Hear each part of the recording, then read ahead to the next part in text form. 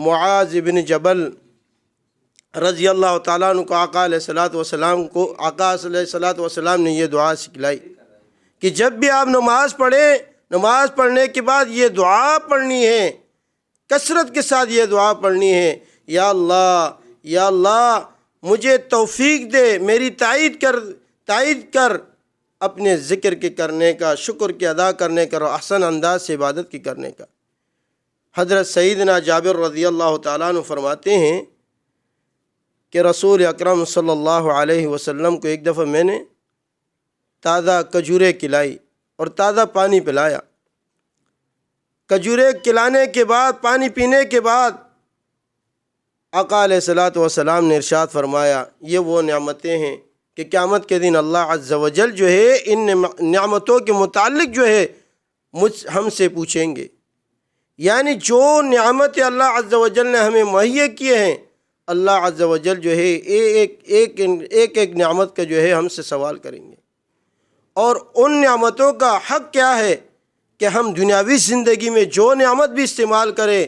فوراً اللہ عز و جل کی طرف رجوع کرتے ہوئے، اللہ عز و جل سے جو ہے رجوع کرنے کے بعد اس کا شکر ادا کرتے ہوئے، ذکر کرتے ہوئے، اور اس کی شکر اور ذکر کا ادا کرنے کا حق یہ ہے کہ ہم نماز پڑھتے ہوئے اللہ عز و جل کے حضور دعا کریں کہ یا اللہ لاکھ لاکھ شکر ہے، یا اللہ تو نے ہمیں اس قابل بنایا۔ آقا علیہ الصلوۃ والسلام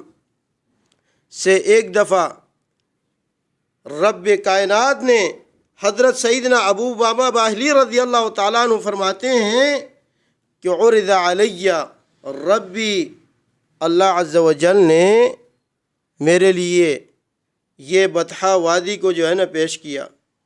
کہا کہ میں آپ کو اس کے سونے اور چاندی کا بناؤں۔ یہ اللہ عز و جل نے محمد الرسول اللہ صلی اللہ علیہ وسلم کو پیشکش کی کہ میں آپ کے لیے اس وادی کو سونا بنا دوں، لیکن محمد الرسول اللہ صلی اللہ علیہ وسلم نے فرمایا یا رب، یا اللہ نہیں، بلکہ میری یہ خواہش ہے یا اللہ کہ ایک دن میں کھانا کھاؤں تو تیرا شکر ادا کروں، اور جب ایک دن بھوکا ہوں تو تب بھی میں تیرا شکر ادا کروں کہ یا اللہ تو نے مجھے کھلایا، تیرا شکر ہے، اور جس دن میں بھوکا ہوں تو یا اللہ میں تجھ سے دعا کروں کہ یا اللہ تیرے سامنے گڑ گڑاؤں، تجھ سے مانگوں، تیری طرف توجہ کروں کہ یا اللہ آج مجھے جو ہے کھانے کی ضرورت ہے، میں تجھ سے مانگوں۔ گویا محمد الرسول اللہ صلی اللہ علیہ وسلم نے یہ پیشکش ٹکرا دی، اور اسی چیز کی تعلیم و تربیت آقا علیہ الصلوۃ والسلام نے صحابہ رضوان اللہ علیہم اجمعین کو دی۔ آپ علیہ الصلوۃ والسلام جو ہے ایک دفعہ ابو الحیثمہ صحابی کے گھر تشریف لے کر جاتے ہیں۔ آقا علیہ الصلوۃ والسلام ان کے گھر تشریف لے کر گئے۔ جب آپ نے گھر میں دستک دی، پوچھا ابو الحیثمہ کہاں ہیں، بتلایا گیا کہ وہ پانی لینے گئے۔ آپ کے ساتھ حضرت سیدنا ابوبکر رضی اللہ تعالیٰ عنہ بھی ہے، حضرت سیدنا عمر رضی اللہ تعالیٰ عنہ بھی ہے۔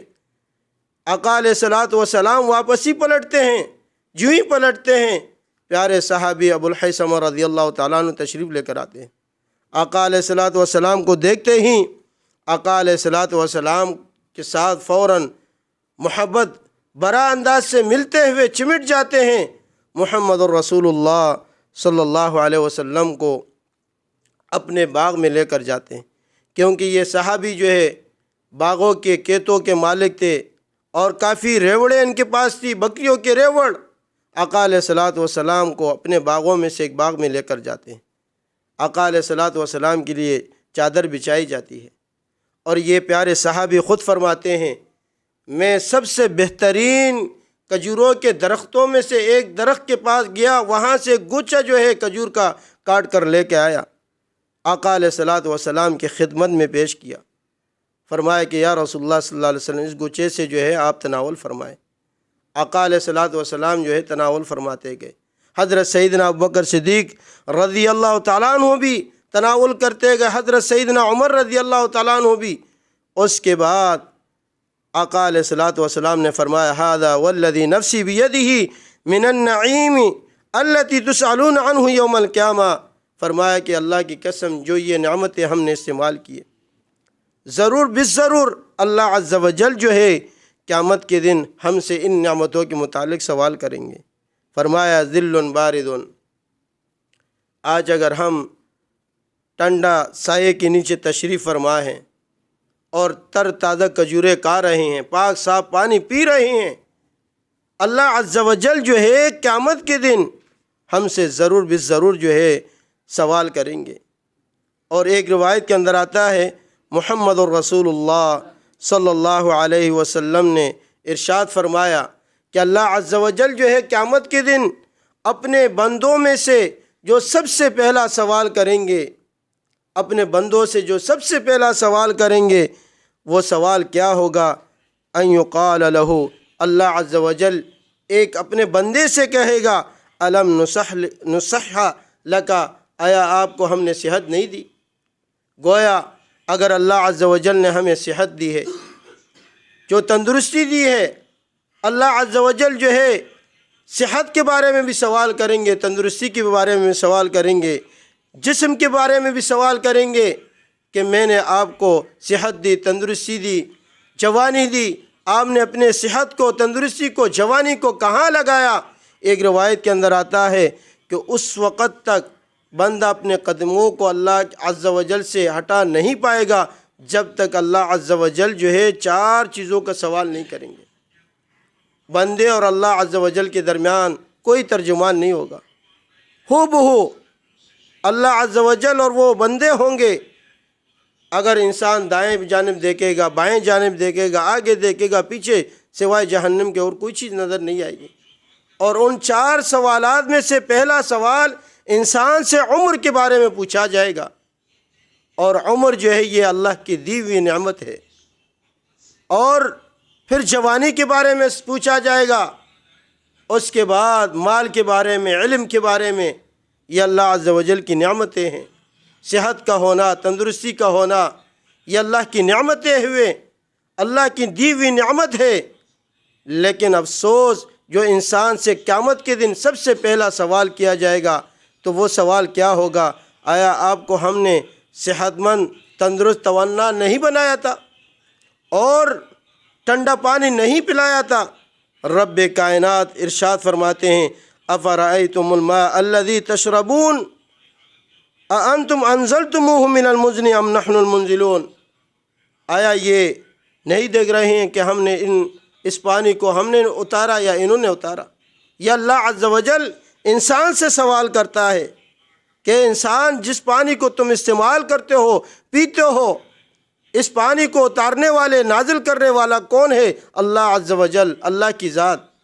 کہ انسان کے لیے بارش کے پانی کو برساتا ہے، زمین سے پانی نکالتا ہے، انسان کے لیے سمندروں کو مسخر کیا ہے، دریاؤں کو مسخر کیا ہے۔ اللہ عز و جل نے چشمے بنائے، کس کے لیے؟ انسان کے لیے، انسان کے فائدے کے لیے۔ انسان ان چشموں سے، دریاؤں سے، سمندروں سے فائدہ اٹھاتا ہے اور انسان اس میں کشتیاں بھی چلاتا ہے۔ اللہ عز و جل نے یہ تمام چیزیں انسان کے لیے مسخر کی ہیں، اور قیامت کے دن اللہ عز و جل جو ہے انسان سے سوال کریں گے، اور پھر اللہ عز و جل یہ پوچھیں گے اانتم انزلتموہ من المزن ام نحن المنزلون، ان پانی کو اتارنے والا کون ہے؟ اللہ عز و جل۔ انسان نے اتارا یا اللہ نے؟ اور قیامت کے دن اللہ عز و جل جو ہے انسان سے پوچھیں گے، سوال کریں گے، ثم لتسألن یومئذ عن النعیم، اللہ عز و جل جو ہے ہر ایک نعمت کے متعلق جو ہے انسان سے پوچھیں گے، اے انسان فبأی آلاء ربکما تکذبان، تو اللہ کے کس کس نعمت کو جھٹلائے گا؟ آج اگر ہمیں کوئی راحت پہنچتی ہے، کوئی خوشی پہنچتی ہے، تو ہم حق کس طریقے سے ادا کرتے ہیں؟ اللہ کی نافرمانی کرتے ہوئے۔ اللہ کی نافرمانی کرتے ہوئے ہم اللہ کو بلا دیتے ہیں، گناہ کرتے ہوئے اللہ کو بلا دیتے ہیں۔ چاہیے تو یہ تھا اگر ہمیں کوئی بھی راحت پہنچتی، حق تو یہ تھا کہ ہم اللہ کی اطاعت اور بندگی کرتے ہوئے اللہ کا شکر ادا کرتے۔ اور یقیناً یہ یاد رکھیے کہ ہر نعمت کے بارے میں اللہ عز و جل جو ہے ہم سے پوچھیں گے، لیکن آج ہم اللہ کے دیے ہوئے نعمتوں کو استعمال کرتے ہیں، ہم اللہ عز و جل کا شکر ادا نہیں کرتے۔ اور شکر ادا کرنے کا حق یہ ہے کہ جب بھی کوئی راحت خوشی پہنچ جائے فوراً دو رکعت نماز پڑھ کے اللہ عز و جل کے حضور یہ دعا پڑھنی چاہیے، رب اعنی علی ذکرک و شکرک و حسن عبادتک، کیونکہ اس کی تعلیم آقا علیہ الصلوۃ والسلام نے اپنے صحابہ کو دی، اور یہ صحابہ کا معمول تھا کہ صحابہ کو کوئی راحت پہنچتی، خوشی پہنچتی، فوراً نماز پڑھ کر رب کائنات سے دعا کرتے اور یہ دعا پڑھا کرتے تھے۔ ساری زندگی صحابہ نے آقا علیہ الصلوۃ والسلام کی تعلیم و تربیت میں گزاری، اللہ کی عبادت میں گزاری، اللہ کی شکر گزاری میں گزاری، اللہ عز و جل کے ذکر اذکار میں گزاری۔ لیکن ہم اس کے برعکس مسلمان ہوتے ہوئے اگر ہمیں راحت پہنچتی ہے تب بھی اللہ کی نافرمانی کرتے ہیں، کوئی خوشی پہنچتی ہے بجائے یہ کہ اللہ کو یاد کریں، اللہ سے ڈریں، لیکن ہم اللہ کو یاد نہیں کرتے۔ اللہ عز و جل نے قرآن مجید میں ارشاد فرمایا، یا ایھا الذین آمنوا اتقوا اللہ حق تقاتہ ولا تموتن الا وانتم مسلمون، کہ ایمان والو اللہ سے ڈر جاؤ جس طرح ڈرنے کا حق ہے۔ عبداللہ بن مسعود رضی اللہ تعالیٰ عنہ اس قرآن کی آیت کے تفسیر یوں فرمایا کرتے تھے کہ اللہ سے ڈرنے کا حق کیا ہے؟ ان یطاع، کہ اللہ کی اطاعت کی جائے۔ اگر ہمیں کوئی خوشی پہنچ جائے تو ہمیں دین اسلام کیا حکم دیتا ہے کہ ہم اللہ کی اطاعت کریں،